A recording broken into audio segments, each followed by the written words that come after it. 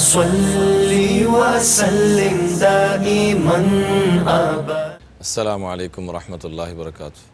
نحمدہ ونصلی علی رسولہ الکریم. اما بعد فاعوذ باللہ من الشیطان الرجیم. بسم اللہ الرحمن الرحیم.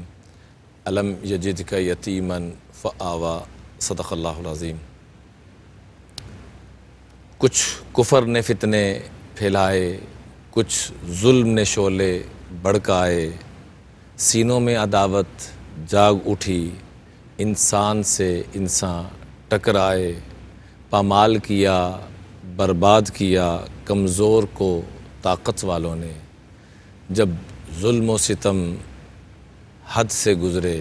تشریف محمد لے آئے صلی اللہ علیہ وآلہ وصحبہ وسلم. آقا کریم علیہ الصلاۃ والسلام کا دنیا میں تشریف لانا پوری امت کے لیے اللہ نے سب سے بڑا جو احسان فرمایا، فضل فرمایا، کرم فرمایا، وہ امام الانبیاء کی صورت میں اس امت کو عطا فرمایا. آقا کریم علیہ الصلاۃ والسلام کے متعلق آتا ہے، ولد رسول اللہ صلی اللہ علیہ وسلم یوم الاثنین. آقا کریم علیہ الصلاۃ والسلام پیر کے دن دنیا میں تشریف لائے، اور ان کے آنے سے قبل حضرت آمنہ فرماتی ہیں کہ میں گھر سے باہر قدم رکھتی، میرے پاؤں کے نیچے کوئی پتھر آ جاتا تو وہ موم کی طرح ہو جاتا، کوئی کانٹا آ جاتا تو وہ پھول کی طرح بن جاتا، ابر میرے اوپر آ کے سایہ کر لیتے. پانی لینے کے لیے جاتی، بقیہ خواتین خود زور لگا کے نکالتی، میری باری آتی تو پانی خود اوپر آ جاتا. گھر میں آتی تو آواز آتی، بشریٰ لکی یا آمنہ، آمنہ آپ کو بہت مبارک ہو.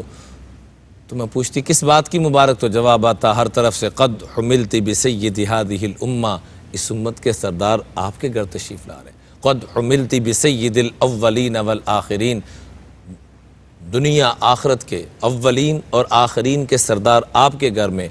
اور دنیا آخرت کی سرداریاں جن کے پاس ہیں وہ آپ کے پاس تشریف لا رہے ہیں. رب نے جن کو سب سے اونچا رتبہ اور مقام، حتیٰ کہ فرمایا قد حملت بسید الانام، سارے جہانوں کے سردار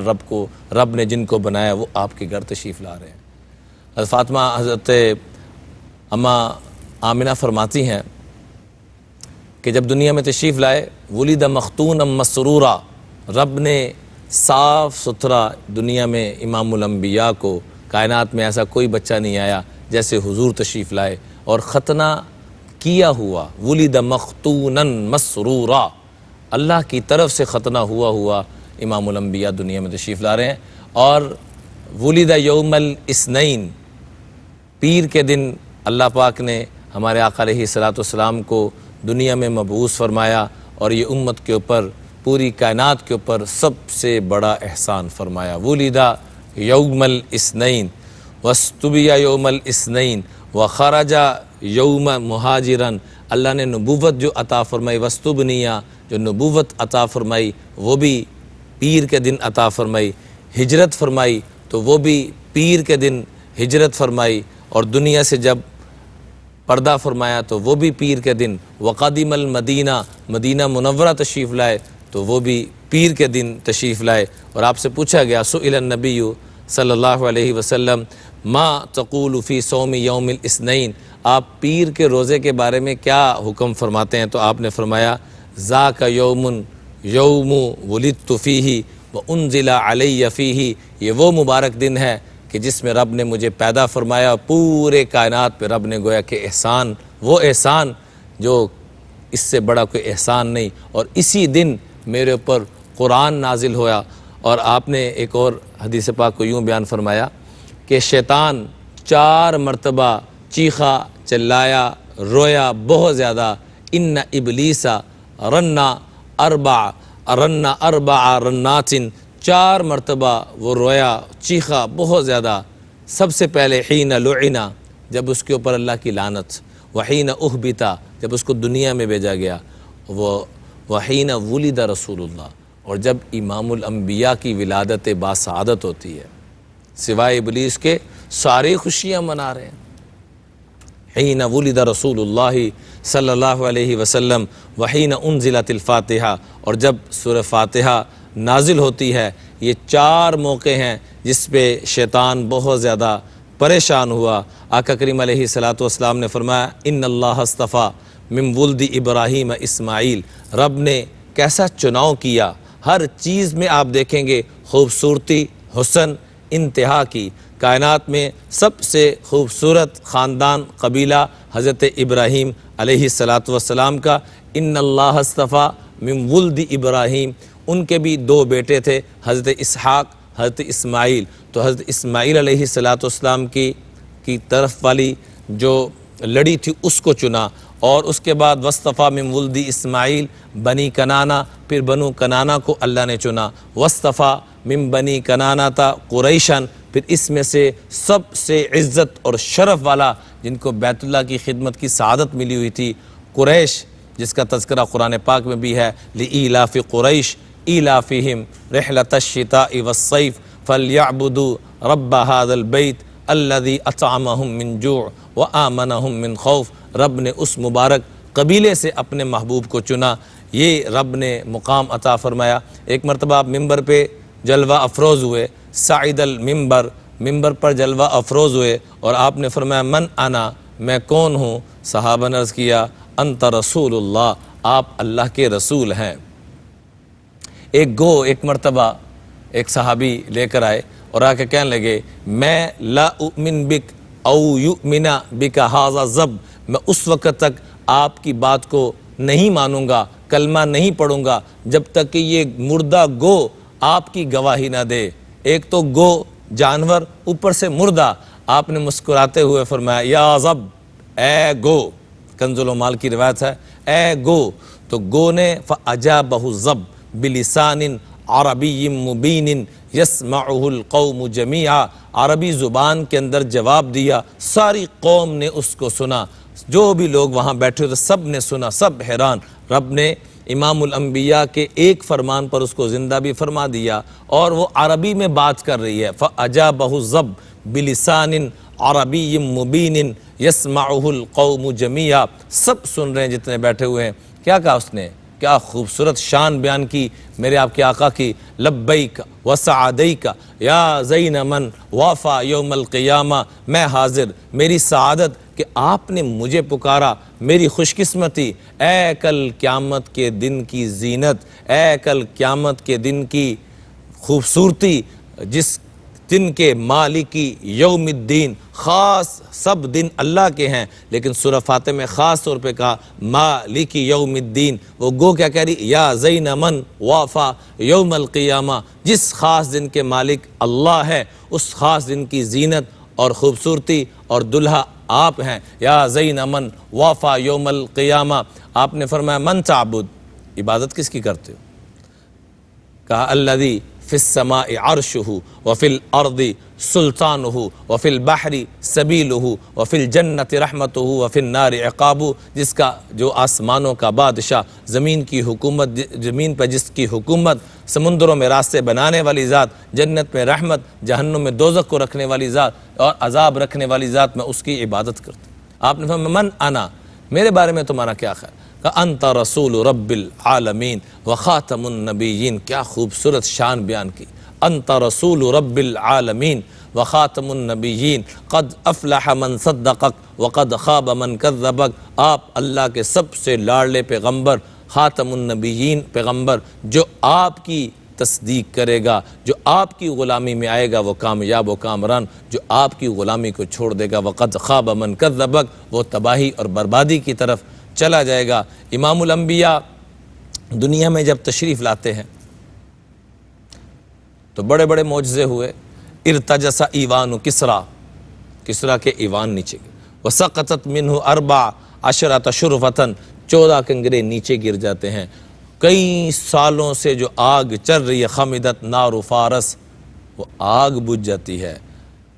اور جو 1000 سال سے بھی زیادہ عرصے سے چل رہی ہے وہ آگ بجھ جاتی ہے۔ وَأَصْبَحَتْ يَوْمَئِذٍ أَصْنَامُ الدُّنْيَا مَنْكُوسَةً، اس رات جس میں امام الانبیاء تہجد کے وقت تشریف لائے تو صبح کے وقت میں